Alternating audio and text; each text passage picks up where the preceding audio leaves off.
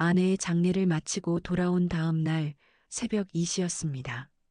집안은 아직도 향 냄새가 희미하게 남아 있었고 저는 거실 소파에 앉아 멍하니 천장을 바라보고 있었습니다. 그때 휴대폰이 울렸습니다. 발신자는 장모님이었습니다. 이 시간에 걸려온 전화는 뭔가 평범하지 않다는 느낌이 들었고 저는 불길한 예감에 심장이 먼저 반응했습니다. 전화를 받자마자 들려온 건 떨리는 목소리였습니다. 박서방 지금 잠깐 와줄 수 있겠나? 그 한마디는 설명보다 더 많은 걸 담고 있었습니다. 저는 이유도 묻지 못한 채 지금 바로 가겠습니다라고 대답했고 옷을 챙겨 입고 집을 나섰습니다. 그때는 몰랐습니다. 그날 밤이 제 인생을 완전히 뒤집어 놓을 거라는 걸요. 숨막히는 오늘의 이야기 끝까지 들어보세요. 구독과 좋아요, 알림 설정은 영상 제작에 큰 힘이 됩니다. 자, 그럼 오늘의 사연 함께 들어보시죠. 안녕하세요. 저는 서울 외곽에서 작은 인테리어 회사를 운영하며 살고 있는 40대 후반의 박진호라고 합니다. 이 이야기는 제가 직접 겪은 일이기도 하지만 사실은 제 장모님에게서 전해 들은 이야기이기도 합니다. 그래서 오늘 이렇게 제보 형식으로 여러분께 들려드리려 합니다. 여러분이라면 아내가 세상을 떠난 지 하루도 채 지나지 않은 새벽, 장모님이 다급하게 부른다면 어떻게 하시겠습니까? 그것도 이유조차 말해주지 않은 채 말입니다. 저는 그저 무슨 일이 생긴 줄만 알았지 그 일이 저를 향하고 있을 거라고는 상상도 못했습니다. 차를 몰고 장모님 댁으로 향하는 동안 도로는 텅 비어 있었습니다. 가로등 불빛만이 길을 비추고 있었고 라디오도 켜지 않았습니다. 머릿속에는 온통 아내 생각뿐이었습니다.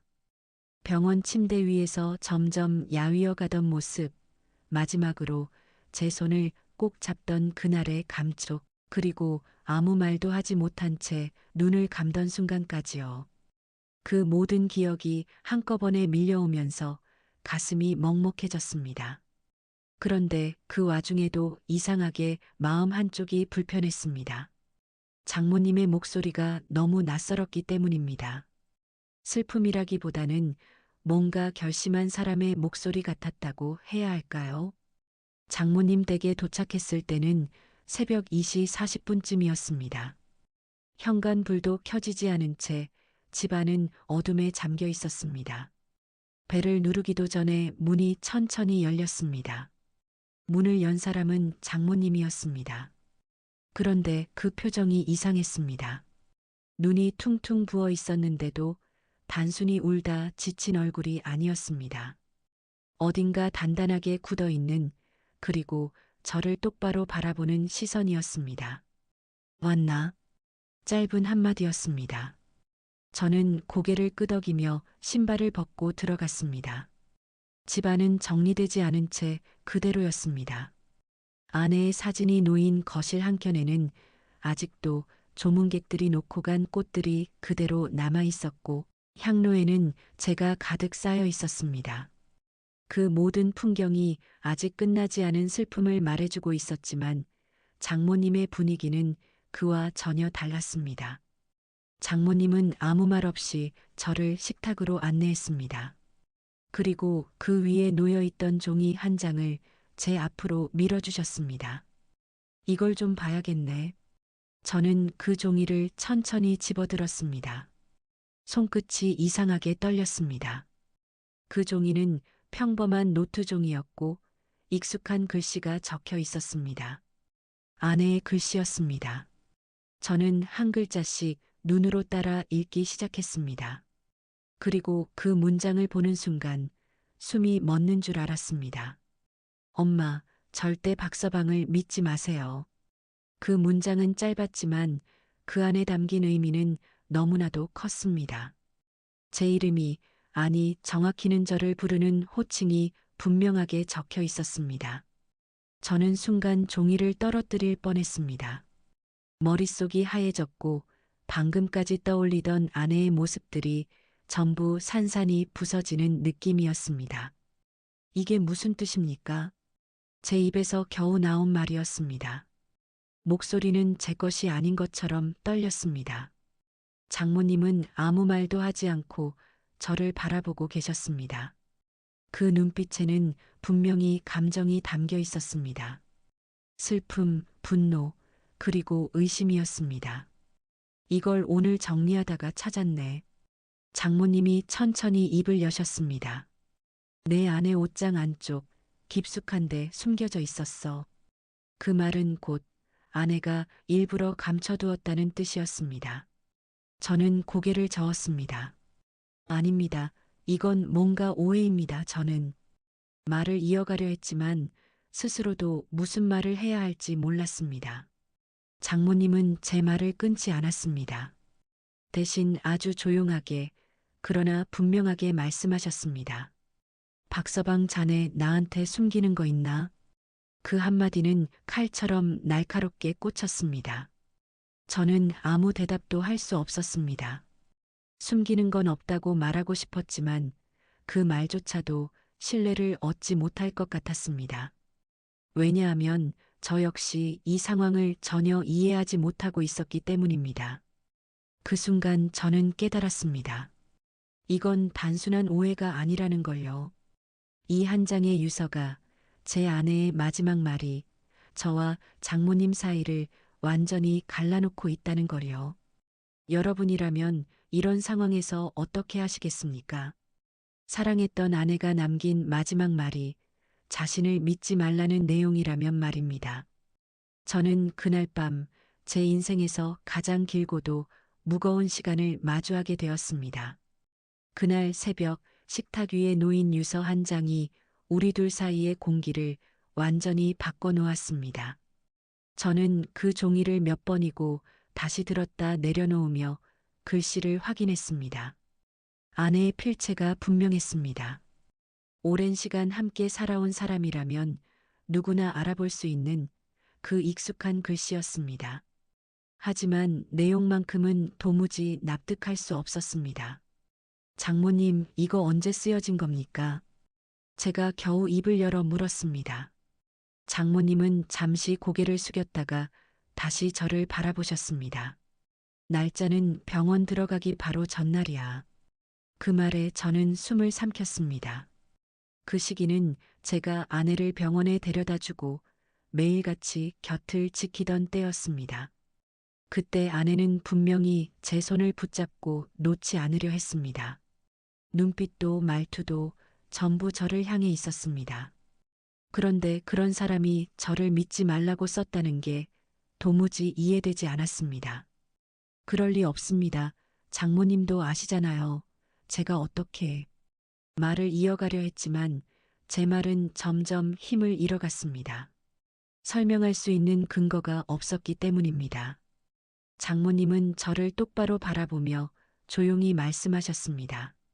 나는 자네를 믿고 싶네. 그 말은 위로가 아니었습니다. 오히려 더 무거운 압박처럼 느껴졌습니다. 그런데 죽기 전에 남긴 말이야. 이걸 어떻게 그냥 넘기나. 그 말 이후로 우리는 한동안 아무 말도 하지 못했습니다. 벽식의 초침 소리만 또각또각 울리며 집안을 채우고 있었습니다. 그 소리가 이상하게 크게 들렸습니다. 마치 시간이 우리를 몰아붙이고 있는 것처럼요. 저는 다시 유서를 펼쳐보았습니다. 글씨는 급하게 쓴 흔적이 있었지만 내용은 분명했습니다. 한 줄뿐이었지만 그 한 줄이 모든 것을 뒤흔들기에 충분했습니다. 엄마, 절대 박서방을 믿지 마세요. 그 문장을 다시 읽는 순간 저는 이상한 점을 하나 느꼈습니다. 아내는 평소에 저를 여보라고 불렀습니다. 장모님 앞에서도 진호 씨라고 불렀지 박서방이라는 표현은 거의 쓰지 않았습니다. 그 사실이 머릿속을 스쳤습니다. 장모님 혹시 이 표현이 좀 이상하지 않습니까? 제가 조심스럽게 말을 꺼냈습니다. 장모님은 눈썹을 찌푸리셨습니다. 무슨 말인가? 아내가 저를 이렇게 부른 적이 거의 없습니다. 제가 설명하자 장모님은 잠시 생각에 잠기셨습니다. 그러다가 고개를 저으셨습니다. 그게 중요한가 지금? 그 말에 저는 입을 다물었습니다. 지금 상황에서 그런 디테일은 중요하지 않다고 생각하실 수도 있겠죠. 하지만 저에게는 그 작은 차이가 너무 크게 느껴졌습니다. 뭔가 어긋나 있다는 느낌이 들었습니다. 아내의 말 같으면서도 동시에 아닌 것 같은 그 어색함이요. 그때 장모님이 다시 입을 여셨습니다. 박서방 자네 혹시 병원에서 뭔 일 있었나? 그 질문은 예상치 못한 방향에서 날아왔습니다. 저는 순간 당황했습니다. 아닙니다. 그런 거 전혀 없습니다. 그럼 왜 이런 말을 남겼을까? 장모님의 목소리는 점점 낮아졌습니다. 의심이 확신으로 변해가는 듯한 느낌이었습니다. 저는 고개를 숙였습니다. 그 질문에 답할 수 없다는 사실이 너무 답답했습니다. 제가 모르는 사이에 아내가 무언가를 오해했을 수도 있고 혹은 전혀 다른 이유가 있을 수도 있었습니다. 그때 제 머릿속에 한 장면이 스쳤습니다. 병원에 있던 어느 날이었습니다. 아내가 갑자기 저를 똑바로 바라보며 묻던 장면이었습니다. 당신 나한테 숨기는 거 없어? 그때 저는 웃으며 넘겼습니다. 무슨 소리야, 그런 거 없어. 아내는 한동안 저를 바라보다가 고개를 돌렸습니다. 그때는 단순한 불안이라고 생각했습니다. 병 때문에 예민해진 거라고만 여겼습니다. 하지만 지금 와서 생각해 보니 그때의 눈빛이 떠올랐습니다. 그건 단순한 불안이 아니었습니다. 무언가를 의심하고 있는 사람의 눈이었습니다. 장모님, 제가 다시 입을 열었습니다. 혹시 아내가 병원에서 이상한 말 한 적 없습니까? 장모님은 잠시 생각하셨습니다. 그리고 천천히 고개를 끄덕이셨습니다. 있었지. 그 한마디에 저는 숨을 멈췄습니다. 가끔 누가 자기를 속이고 있다고 했네. 그 말은 제 심장을 그대로 내려찍었습니다. 저는 아무 말도 할 수 없었습니다. 처음엔 병 때문이라고 생각했지. 그런데 이걸 보니까 장모님의 시선이 다시 유서로 향했습니다. 그 순간 저는 확실히 느꼈습니다. 지금 이 상황은 단순한 오해가 아니라는 걸요. 아내는 분명히 무언가를 느끼고 있었고 그 감정이 이 한 줄의 문장으로 남겨진 것이었습니다. 문제는 그 대상이 나라는 것이었습니다. 저는 손을 꽉 쥐었습니다. 그리고 처음으로 두려움을 느꼈습니다. 혹시 내가 모르는 사이에 정말로 무언가가 있었던 건 아닐까 하는 생각이었습니다. 그날 새벽 장모님 집 식탁 위에서 저는 처음으로 제 자신을 의심하게 되었습니다. 장모님의 집 안 공기는 점점 더 무거워지고 있었습니다. 새벽이 깊어갈수록 우리는 서로를 바라보는 시간이 길어졌고 말은 점점 줄어들었습니다. 유서 한 장이 만들어낸 균열은 생각보다 훨씬 깊었습니다. 저는 몇 번이고 입을 열었다가 닫기를 반복했습니다. 무슨 말을 해도 상황이 나아지지 않을 것 같았기 때문입니다. 그때 장모님이 먼저 입을 여셨습니다. 박서방, 이건 그냥 넘어갈 일이 아닌 것 같네. 그 목소리는 낮았지만 단단했습니다. 저는 그 말의 의미를 직감적으로 느꼈습니다. 무슨 말씀이십니까? 제가 조심스럽게 물었습니다. 장모님은 잠시 숨을 고르시더니 천천히 말씀하셨습니다. 경찰에 알리는 게 맞지 않겠나? 그 한마디는 제 가슴을 그대로 내려쳤습니다. 순간 머릿속이 멍해졌습니다. 제가 지금까지 느껴왔던 불안과 의심이 한꺼번에 현실이 되는 느낌이었습니다. 경찰이요? 제가 되묻자 장모님은 고개를 끄덕이셨습니다. 죽기 전에 남긴 말이야. 그냥 넘기면 안 되지. 그 말은 틀린 말이 아니었습니다. 누가 들어도 충분히 의심할 수 있는 상황이었습니다. 하지만 그 의심의 대상이 저라는 사실이 문제였습니다. 장모님 잠깐만요. 제가 자리에서 몸을 앞으로 기울이며 말을 꺼냈습니다. 이건 뭔가 오해입니다. 분명히. 하지만 제 말은 스스로도 확신이 없었습니다. 논리적으로 설명할 수 있는 근거가 없었기 때문입니다. 장모님은 저를 한동안 바라보셨습니다. 그 눈빛에는 여전히 흔들림이 있었습니다. 완전히 저를 의심하는 것도 아니고 그렇다고 믿는 것도 아닌 상태였습니다. 그럼 자네가 설명해 보게. 장모님의 말이 이어졌습니다. 왜 이런 말을 남겼는지. 그 질문은 너무나 단순했지만 가장 어려운 질문이었습니다. 저는 입을 열지 못했습니다. 대답할 수 없다는 사실이 너무도 분명했기 때문입니다. 침묵이 길어졌습니다. 벽시계 소리가 다시 크게 들리기 시작했습니다. 그 소리는 마치 저를 압박하는 것 같았습니다. 자네가 모른다면 장모님이 다시 말을 꺼냈습니다. 그럼 더더욱 확인해야 하는 거 아닌가. 그 말은 점점 논리적으로 들리기 시작했습니다. 저 역시 그 말이 틀렸다고 부정할 수 없었습니다. 하지만 동시에 그 확인이라는 과정이 저를 의심하는 방향으로 흘러갈 것이 분명했습니다. 경찰까지 갈 필요는 없습니다. 제가 겨우 말을 꺼냈습니다. 저도 이게 뭔지 알고 싶습니다. 제 목소리는 생각보다 낮게 깔려 있었습니다. 감정을 억누르고 있다는 게 스스로도 느껴졌습니다. 그럼 어떻게 할 건가? 장모님이 바로 되물으셨습니다. 저는 잠시 생각했습니다. 그리고 떠오른 건 병원이었습니다. 병원 기록부터 확인해 보는 게 맞습니다. 제가 말했습니다. 아내가 마지막에 어떤 상태였는지, 누구를 만났는지. 장모님은 제 말을 조용히 듣고 계셨습니다. 그리고 한참 후에야 입을 여셨습니다. 병원. 그 단어를 되뇌는 목소리가 낮았습니다. 하지만 그 안에는 분명한 고민이 담겨 있었습니다. 그래도 경찰은 그 말을 꺼내려는 순간 저는 조금 더 강하게 말했습니다. 장모님. 그 한마디에 장모님의 시선이 저에게 꽂혔습니다. 지금 경찰에 가면 저부터 의심받습니다. 제가 솔직하게 말했습니다. 돌려 말할 여유가 없었습니다. 저도 억울합니다. 아내가 왜 이런 말을 남겼는지 저도 알고 싶습니다. 그 말은 제 진심이었습니다.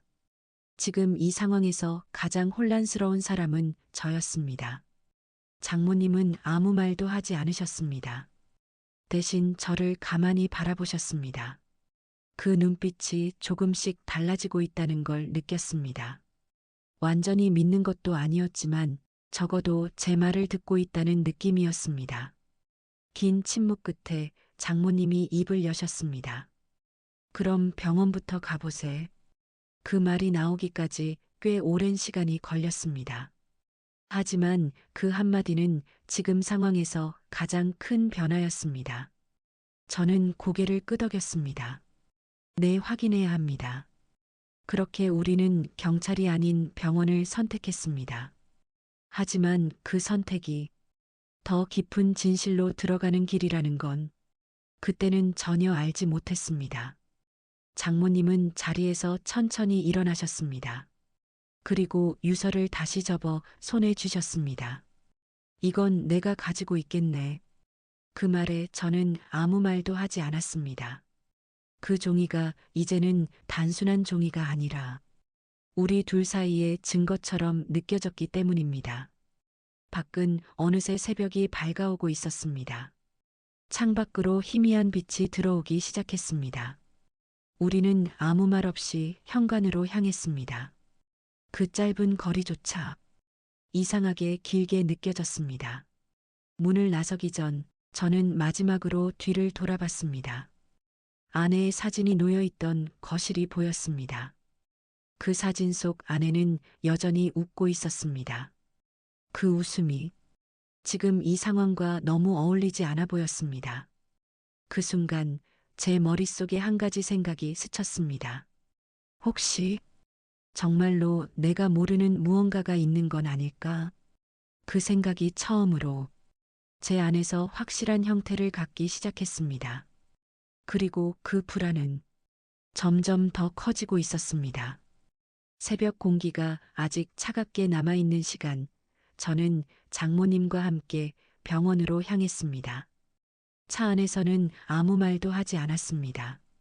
라디오도 음악도 켜지지 않은 채 침묵만이 흐르고 있었습니다. 가끔씩 장모님이 깊게 숨을 내쉬는 소리만 들렸습니다. 그 소리는 슬픔이라기보다 무언가를 받아들이기 전에 무거운 숨 같았습니다. 저는 운전대를 잡은 손에 힘이 들어가는 걸 느꼈습니다. 병원이라는 공간이 주는 압박감 때문인지 아니면 그 안에서 확인하게 될 사실 때문인지 알 수 없었습니다. 다만 한 가지는 분명했습니다. 이곳에 가면 지금의 의심이 더 커지든지 아니면 완전히 뒤집히든지 둘 중 하나라는 것이었습니다. 병원 주차장에 도착했을 때는 새벽 5시가 조금 넘은 시간이었습니다. 응급실 쪽만 불이 켜져 있었고 외래 진료 구역은 아직 조용했습니다. 그 적막함이 오히려 더 불안하게 느껴졌습니다. 우리는 곧장 원무과 쪽으로 향했습니다. 야간 근무를 서고 있던 직원이 우리를 바라보며 고개를 들었습니다. 무슨 일이십니까? 장모님이 먼저 입을 여셨습니다. 며칠 전에 돌아가신 환자 김수연 기록 좀 확인하고 싶어서 왔네. 직원은 잠시 컴퓨터를 확인하더니 고개를 끄덕였습니다. 보호자이신가요? 어머니입니다. 직원은 저를 한번 바라보았습니다. 저는 아무 말 없이 고개만 숙였습니다. 잠시 후 간단한 절차를 거친 뒤 우리는 병동으로 올라갈 수 있었습니다. 엘리베이터 안에서 장모님과 저는 서로를 바라보지 않았습니다. 거울에 비친 제 얼굴이 낯설게 느껴졌습니다. 피곤함 때문인지 아니면 긴장 때문인지 눈빛이 완전히 달라져 있었습니다. 병동에 도착했을 때 간호 스테이션에는 2명의 간호사가 앉아 있었습니다. 그중 한 명이 우리를 보고 자리에서 일어났습니다. 무슨 일로 오셨습니까? 장모님이 다시 설명을 시작했습니다. 여기서 치료받다가 며칠 전에 떠난 아이 마지막 기록을 좀 알고 싶어서 왔어요. 간호사는 잠시 우리를 바라보다가 조심스럽게 말했습니다. 상담 기록이나 간병 기록은 일부 확인 가능하십니다. 그 말에 저는 숨을 삼켰습니다. 이제 정말로 무언가를 확인하게 된다는 느낌이 들었습니다. 우리는 간호사의 안내를 받아 작은 상담실로 이동했습니다. 책상 위에는 컴퓨터와 몇 장의 기록지가 놓여 있었습니다. 간호사는 화면을 넘기며 천천히 설명을 시작했습니다. 환자분은 입원 후반부에 정서적으로 많이 불안정한 상태였습니다. 그 말은 예상했던 내용이었습니다. 아내는 병이 깊어질수록 예민해졌고 작은 일에도 크게 반응하곤 했습니다. 하지만 그 다음 말은 예상과 달랐습니다. 특정 대상에 대한 의심 증상이 있었습니다. 그 순간 제 심장이 한번 크게 뛰었습니다. 의심이요? 제가 반사적으로 물었습니다. 간호사는 고개를 끄덕였습니다. 네, 누군가 자신을 속이고 있다고 반복적으로 말씀하셨습니다. 그 말은 장모님이 했던 이야기와 정확히 일치했습니다. 저는 손을 꽉 쥐었습니다. 이제 이건 단순한 추측이 아니라 기록으로 남아있는 사실이었습니다. 그 대상이 누구였습니까? 제가 조심스럽게 물었습니다. 간호사는 잠시 화면을 확인했습니다.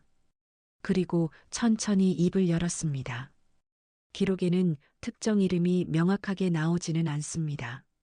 그 말에 저는 잠시 숨을 내쉬었습니다. 하지만 동시에 더 불안해졌습니다. 이름이 없다는 건 누구든 될 수 있다는 뜻이었기 때문입니다.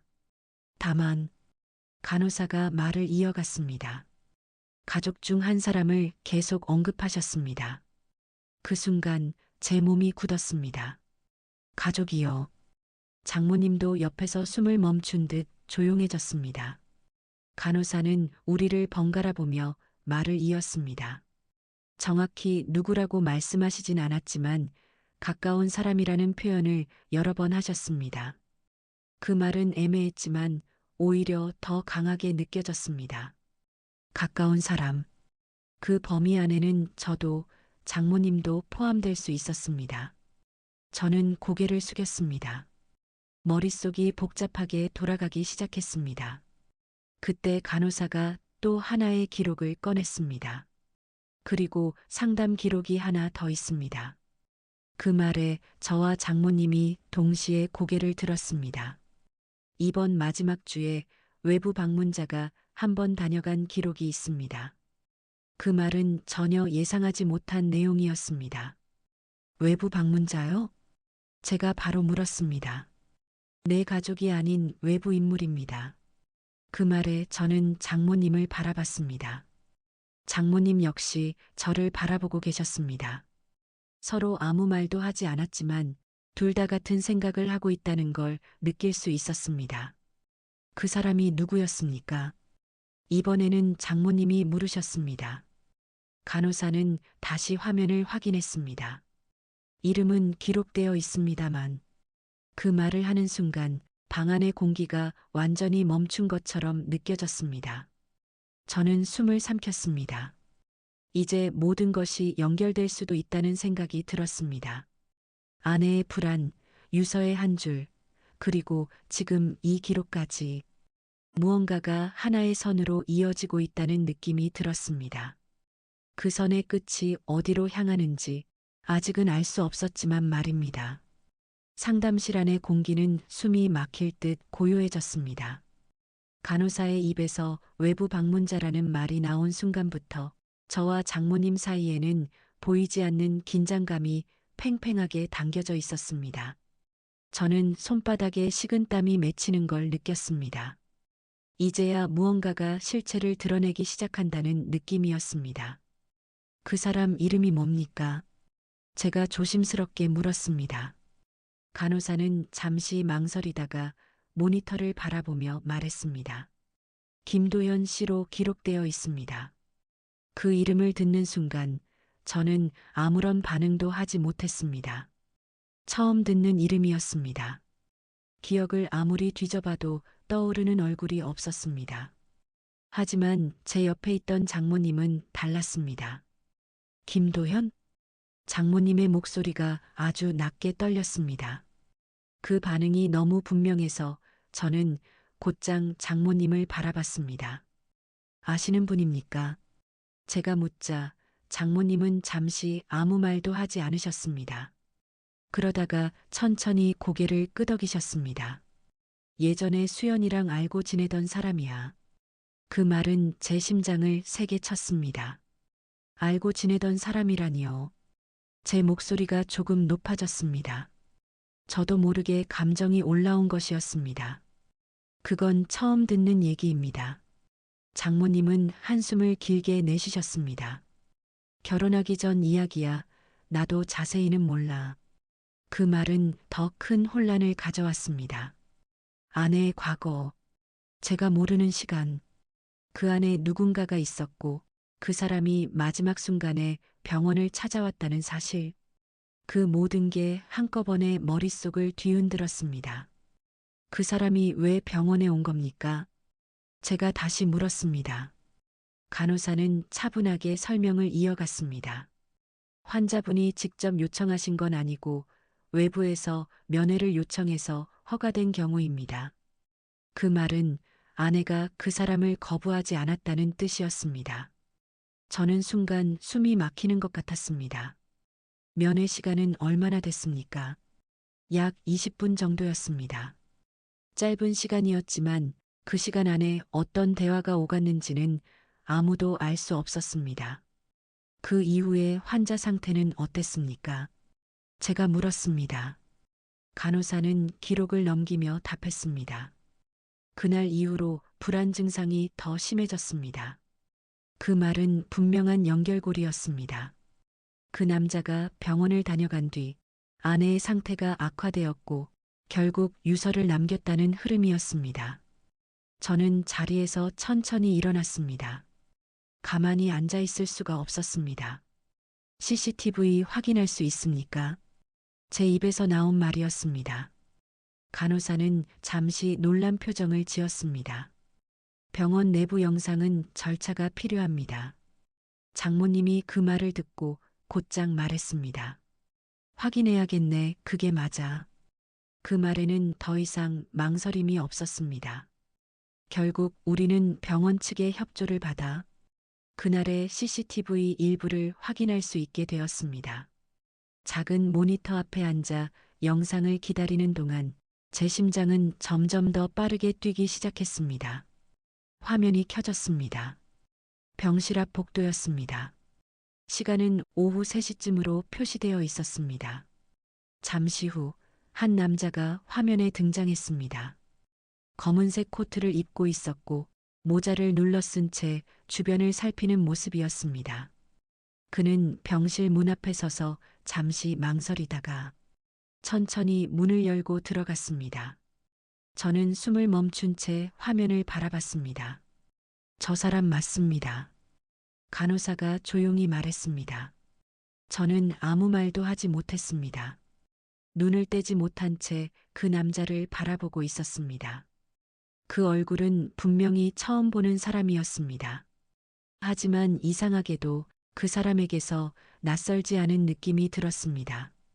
설명할 수 없는 불편함이었습니다. 누구지 저 사람? 제가 혼잣말처럼 중얼거렸습니다. 그때 옆에 있던 장모님이 아주 낮은 목소리로 말했습니다. 그 사람이야. 저는 장모님을 바라봤습니다. 수연이 예전에 크게 힘들었던 일이 있었는데 장모님의 말이 이어졌습니다. 그때 저 사람이 관련돼 있었어. 그 순간 제 등골이 서늘해졌습니다. 관련돼 있었다니 무슨 뜻입니까? 제가 급하게 물었습니다. 장모님은 잠시 눈을 감았다가 떴습니다. 사기였어. 그 한마디였습니다. 수연이 돈도 잃고 사람도 잃고 한동안 완전히 무너졌었어. 그 말은 처음 듣는 이야기였습니다. 저는 아무것도 몰랐습니다.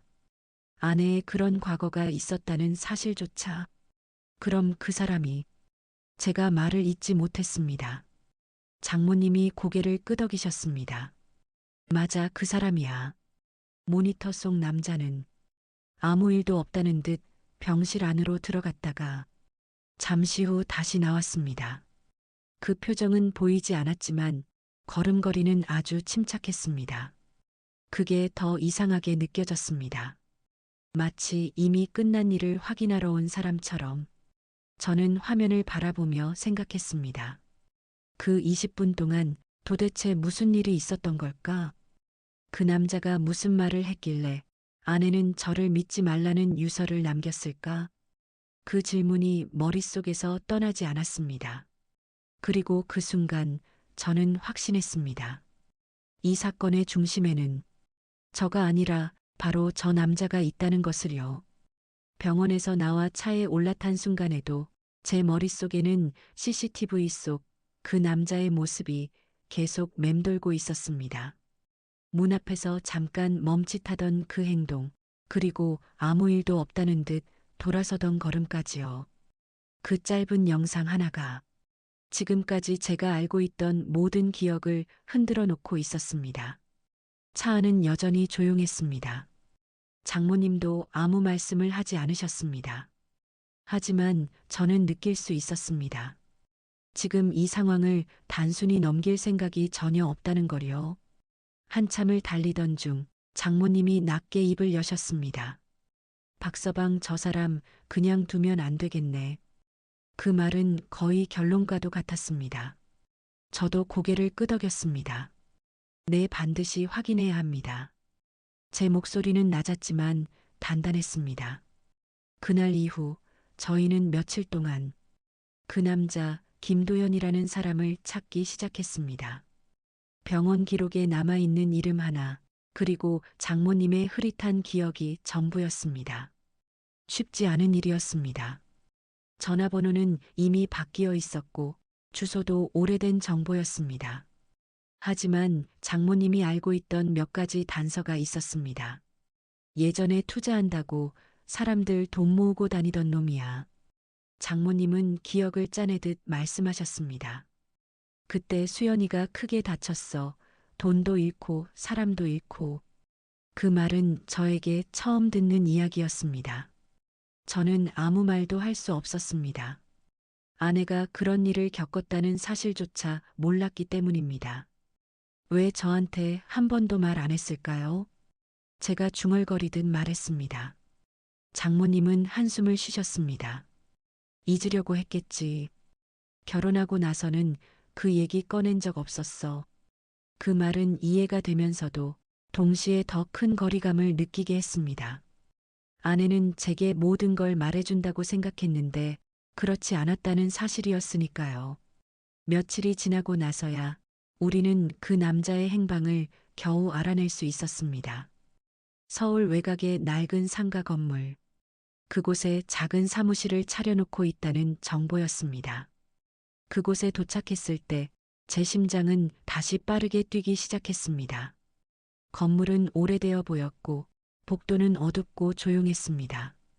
간판도 제대로 붙어 있지 않은 작은 사무실 앞에 섰을 때 저는 잠시 숨을 고르지 않을 수 없었습니다. 이 문을 열면 그동안 쌓여있던 의문이 풀릴 수도 있었고 아니면 더 큰 혼란이 시작될 수도 있었습니다. 장모님이 먼저 문을 두드리셨습니다. 잠시 후 안에서 발소리가 들렸습니다. 문이 열렸습니다. 그리고 그 남자가 모습을 드러냈습니다. CCTV에서 봤던 얼굴과 똑같았습니다. 조금 더 피곤해 보였지만 분명 같은 사람이었습니다. 그는 우리를 보자마자 순간 멈칫했습니다. 눈동자가 아주 짧게 흔들렸습니다. 그 반응만으로도 이 만남이 전혀 예상치 못한 것이 아니라는 걸 알 수 있었습니다. 김도연 씨 맞습니까? 제가 먼저 말을 꺼냈습니다. 그는 잠시 저를 바라보다가 천천히 고개를 끄덕였습니다. 무슨 일이십니까? 그 목소리는 담담했지만 그 안에는 분명한 긴장이 섞여 있었습니다. 장모님이 한 걸음 앞으로 나섰습니다. 수연이 기억하지. 그 한마디에 남자의 표정이 확실히 굳었습니다. 네, 알고 있습니다. 짧은 대답이었지만 그 안에는 여러 감정이 섞여 있는 것처럼 느껴졌습니다. 저는 더 이상 기다리지 않았습니다. 병원에 왜 왔습니까? 제 목소리는 이전보다 분명히 날카로워져 있었습니다. 그는 한동안 아무 말도 하지 않았습니다. 그리고 천천히 시선을 내리깔았습니다. 전 설명을 하러 간 겁니다. 그 말은 예상과 달랐습니다. 무슨 설명을요? 제가 바로 물었습니다. 그는 한숨을 깊게 내쉬었습니다. 예전에 있었던 일 그것 때문에.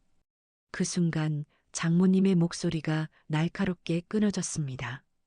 그걸 이제 와서 왜 설명해? 그 안에는 억눌려 있던 분노가 그대로 담겨 있었습니다. 남자는 잠시 말을 멈췄습니다. 그리고 조용히 입을 열었습니다. 그때 제가 한 게 아닙니다. 그 한마디가 공기를 완전히 바꿔놓았습니다. 저는 순간 아무 말도 할 수 없었습니다. 뭐라고요? 제가 겨우 입을 열었습니다. 그는 고개를 들었습니다. 그리고 저를 똑바로 바라봤습니다. 수연 씨가 오해하고 있었습니다. 그 말은 너무나도 뜻밖이었습니다. 지금까지의 모든 흐름이 한순간에 뒤집히는 느낌이었습니다. 그럼 누가 한 겁니까? 제가 물었습니다. 그는 잠시 입을 다물었습니다. 그리고 눈을 감았다가 떴습니다. 망설이고 있다는 게 분명했습니다. 말해보세요. 제가 한 발짝 다가서며 말했습니다. 그는 결국 입을 열었습니다. 가까운 사람이었습니다. 그 말은 병원 기록과 정확히 맞아떨어졌습니다. 제 심장이 내려앉았습니다. 가까운 사람. 그 범위는 너무 넓었습니다. 그리고 그 순간 그 남자의 시선이 천천히 저를 향했습니다. 아무 말도 하지 않았지만 그 눈빛이 모든 걸 말해주고 있었습니다. 저를 의심하고 있다는 것을요. 저 아닙니다. 저도 모르게 말이 튀어나왔습니다. 저는 그런 적 없습니다. 제 목소리는 분명히 흔들리고 있었습니다. 남자는 아무 대답도 하지 않았습니다. 그저 저를 바라볼 뿐이었습니다. 그 침묵이 오히려 더 무거웠습니다. 그때 장모님이 낮게 말씀하셨습니다. 그럼 누군데? 그 질문에 남자는 다시 입을 다물었습니다. 그리고 아주 천천히 고개를 저었습니다. 지금 말하면 더 큰 일이 됩니다. 그 말은 또 하나의 충격이었습니다. 더 큰 일.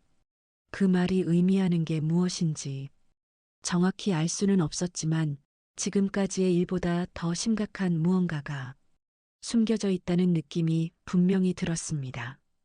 그 순간 저는 깨달았습니다.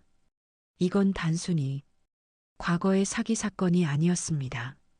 아내가 마지막까지 불안해했던 이유, 그리고 저를 믿지 말라는 유서, 그 모든 것 뒤에는 아직 드러나지 않은 진실이 남아있다는 것을요. 김도연의 사무실 안공기는 숨이 막힐 듯 무거웠습니다. 낡은 형광등 불빛 아래에서 우리 셋은 서로를 바라본 채 아무 말도 하지 못하고 서 있었습니다. 지금 말하면 더 큰 일이 됩니다. 그가 남긴 그 한마디는 오히려 모든 걸 더 크게 만들고 있었습니다. 저는 더 이상 참을 수 없었습니다. 그게 무슨 말입니까? 지금 이 상황보다 더 큰 일이 뭐가 있다는 겁니까? 제 목소리는 분명히 높아져 있었습니다. 그는 잠시 고개를 숙였습니다. 그리고 손으로 이마를 짚었습니다. 망설이고 있었습니다. 하지만 동시에 알고 있는 사람이었습니다. 말해보세요. 지금 여기까지 온 이상 숨길 이유 없잖습니까? 제가 다시 한 발짝 다가섰습니다. 그는 한동안 아무 말도 하지 않다가 천천히 입을 열었습니다. 그 돈 수연 씨가 잃은 돈. 그 말이 시작이었습니다. 제가 가져간 게 아닙니다. 저는 눈을 크게 떴습니다. 그는 말을 이어갔습니다. 제가 소개만 했습니다. 투자라고. 실제 돈을 움직인 사람은 따로 있습니다. 그 순간 제 머릿속에서 무언가가 맞춰지는 느낌이 들었습니다. 그 사람이 누구냐고요?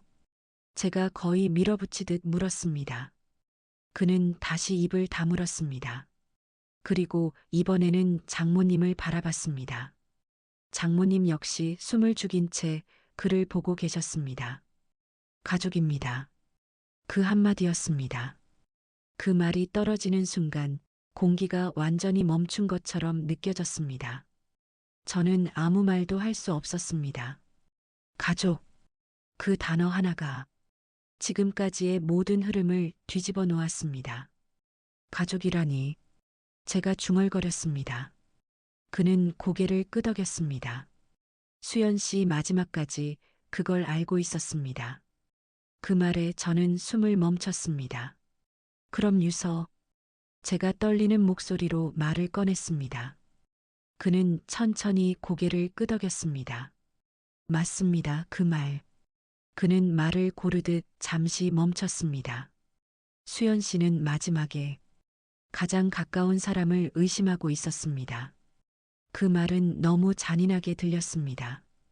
가장 가까운 사람. 그건 저일 수도 있었고 장모님일 수도 있었습니다. 저는 순간 아무 생각도 할 수 없었습니다. 그때 옆에 있던 장모님이 아주 낮게 말했습니다. 누구냐? 그 한마디는 거의 속삭임이었지만 그 안에는 모든 감정이 담겨 있었습니다. 분노, 두려움, 그리고 절망까지.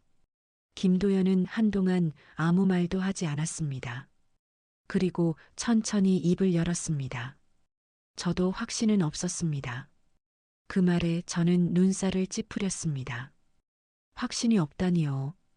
그는 고개를 끄덕였습니다. 수연 씨가 직접 이름을 말하지는 않았습니다. 하지만 반복해서 말한 게 있습니다. 그는 잠시 숨을 고르더니 말을 이었습니다. 나를 가장 잘 아는 사람이 나를 속였다. 그 문장이 제 머릿속을 그대로 내려쳤습니다. 저는 그대로 굳어버렸습니다. 그 말은 너무나도 명확했습니다. 가장 잘 아는 사람. 그건 단순한 가족이 아니라 아주 가까운 관계라는 뜻이었습니다. 그 순간 제 시선이 천천히 장모님을 향했습니다. 그리고 동시에 장모님의 시선도 저를 향했습니다. 아무 말도 하지 않았지만 서로 같은 생각을 하고 있다는 걸 느낄 수 있었습니다. 의심이 서로를 향하고 있었습니다. 아닙니다. 제가 먼저 입을 열었습니다. 저 아닙니다. 그 말은 거의 반사적으로 나온 것이었습니다. 저는 그런 일 한 적 없습니다. 제 목소리는 분명히 흔들리고 있었습니다. 장모님은 아무 말도 하지 않으셨습니다. 그저 저를 바라보고 계셨습니다. 그 눈빛이 너무 무거웠습니다. 믿고 싶은데 믿을 수 없는 사람의 눈빛이었습니다. 그 순간 저는 처음으로 깨달았습니다. 이 유서 한 장이 단순한 오해가 아니라 서로를 무너뜨리는 무기가 되고 있다는 것을요. 김도연은 조용히 말을 이어갔습니다. 그래서 저는 설명을 하러 간 겁니다. 적어도 제 잘못이 아니라는 건 말해야 한다고 생각했습니다. 그의 말은 일리가 있었습니다. 하지만 그 말이 상황을 나아지게 하지는 않았습니다. 오히려 더 깊은 혼란을 만들어냈습니다. 누군가가 거짓을 말하고 있고 누군가는 진실을 숨기고 있고 그리고 그 중심에 저와 장모님이 서 있다는 사실. 그게 가장 무서웠습니다. 저는 천천히 고개를 숙였습니다. 그리고 처음으로 완전히 다른 생각이 들었습니다. 혹시 정말로 아내가 마지막까지 의심했던 사람이 저일 수도 있는 건 아닐까? 그 생각이 머릿속에 선명하게 자리 잡기 시작했습니다. 그리고 그 순간 저는 제 자신조차 믿을 수 없게 되었습니다. 김도연의 사무실을 나오는 순간 저와 장모님은 아무 말도 하지 못했습니다. 문을 나서며 느껴진 공기가 유난히 무겁게 느껴졌습니다. 밖은 이미 해가 떠 있었지만 제 마음속은 여전히 어두운 밤 같았습니다. 계단을 내려오면서도 우리는 서로를 한 번도 바라보지 않았습니다. 발걸음 소리만 텅 빈 복도에 울렸습니다. 차에 올라탄 뒤에도 마찬가지였습니다. 엔진 소리만 작게 울리고 있었고 그 안에서 저는 숨을 고르는 것조차 힘들었습니다. 김도연의 말은 너무나도 모호하면서도 동시에 너무나도 선명하게 남아 있었습니다. 가장 가까운 사람, 나를 가장 잘 아는 사람. 그 말들이 계속해서 머릿속을 맴돌았습니다. 그 대상이 누구인지 결정적인 이름은 나오지 않았지만 그 범위 안에는 분명히 저와 장모님이 포함되어 있었습니다. 그 사실이 너무 무서웠습니다. 집으로 돌아가는 길, 장모님이 처음으로 입을 여셨습니다. 박서방. 그 목소리는 전보다 훨씬 낮아져 있었습니다. 저는 잠시 망설이다가 대답했습니다. 네, 장모님. 한참의 침묵 끝에 장모님이 다시 말을 꺼냈습니다. 자네 정말 아니지. 그 말은 질문이었지만 동시에 확인이기도 했습니다. 저는 핸들을 잡은 손에 힘을 주었습니다. 아닙니다. 짧게 대답했지만 그 한마디에 제 모든 감정을 담았습니다. 저는 그런 적 없습니다. 그 말은 사실이었습니다. 적어도 제 기억 속에서는요. 하지만 그 순간 이상한 감정이 스쳐 지나갔습니다. 내가 모르는 사이에 그 생각이 머릿속에 떠오르는 순간 저는 스스로 놀랐습니다. 제가 저 자신을 의심하고 있다는 사실 때문이었습니다. 차 안은 다시 조용해졌습니다. 그 침묵 속에서 저는 계속해서 과거를 떠올렸습니다. 아내와 함께했던 시간들, 사소한 대화들, 그녀가 보여주던 표정들, 그리고 그날 병실에서 저를 바라보던 눈빛까지 당신 나한테 숨기는 거 없어? 그 질문이 다시 떠올랐습니다. 그때 저는 웃으며 넘겼습니다. 아무 의미 없는 말이라고 생각했습니다. 하지만 지금 와서 생각해 보니 그 질문은 그냥 나온 게 아니었습니다. 아내는 분명히 무언가를 느끼고 있었습니다. 그리고 그 감정이 유서 한 줄로 남겨진 것이었습니다. 집에 도착했을 때 저는 바로 안으로 들어가지 못했습니다. 차 안에 앉은 채 한동안 움직일 수 없었습니다. 장모님도 마찬가지였습니다. 우리는 같은 공간에 있었지만 완전히 다른 생각 속에 갇혀 있었습니다. 잠시 후 장모님이 먼저 차 문을 여셨습니다. 들어가세. 그 한마디에 저도 뒤따라 차에서 내렸습니다. 집 안으로 들어가자 여전히 아내의 흔적이 그대로 남아 있었습니다. 사진 속에서 웃고 있는 모습, 정리되지 않은 물건들, 그리고 아직도 남아있는 향 냄새까지 그 모든 것이 현실을 더 선명하게 만들고 있었습니다. 장모님은 천천히 식탁으로 가셨습니다. 그리고 서랍을 열어 그 유서를 다시 꺼내셨습니다. 저는 그 모습을 가만히 바라봤습니다. 그 종이 한 장이 이 모든 일을 만들어냈다는 사실이 믿기지 않았습니다.